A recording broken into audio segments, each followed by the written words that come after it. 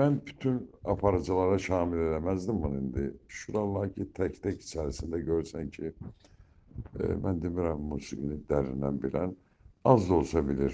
Sənətkarı dəvət edəndə efirə, o aparıcı heç olmasa onun haqqında bir 5-10 kəlmə öyrənməlidir ki, bu neyniyib, necə eləyib, bu neçə il, nə işlə məşğul olur, bunun sənəti nə yerdədir, onun haqqında yazılan rəyləri öyrənməlidir, oxumalıdır. Valla dəvət edirlər, ona görə bax, mən şəxsən getmirəm də efirlərə. Özü görürəm ki, filan aparıcı deyirəm, bu məndən nə soruşacaq, mən buna nə cavab verəcəm. Bu bilmir axı mənim qaldırdığım yükün heç bu 10%-ni bilmir ki, mən nə yüklər qaldırmışam da bu 50 ildə. Hə?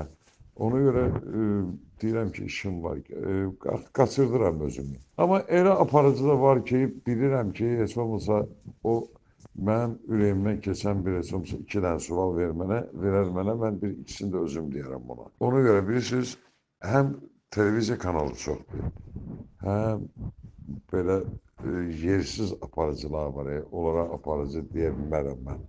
Onlar şou yaradırlar, dava saldırırlar. Nə qədər bizim xalqımıza yaraşmayan söhbətlər, nə bilim, deyə bilmirəm adını ki, nə ilə məşğuldurlar.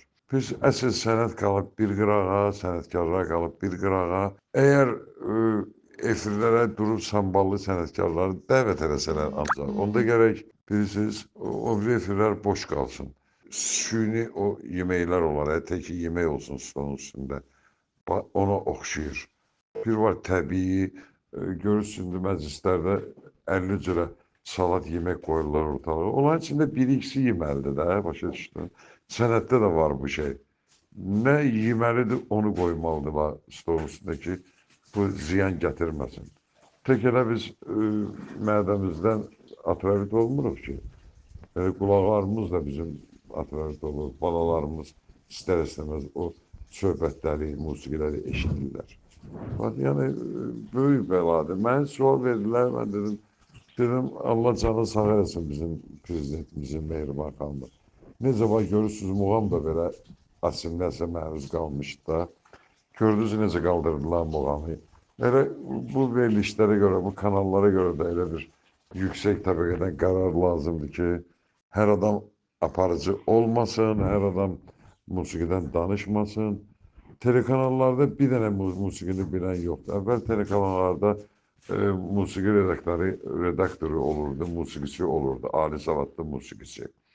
O bilirdi ki, nə var, nə yox. İndi dəvət edir məni efirə, deyir ki, oynaq şeylər çalın oxuyun. Sonunda bu lirika harda qalsın, nəyə görə bu böyük dahi bəstəkarlar bunları yazırlar.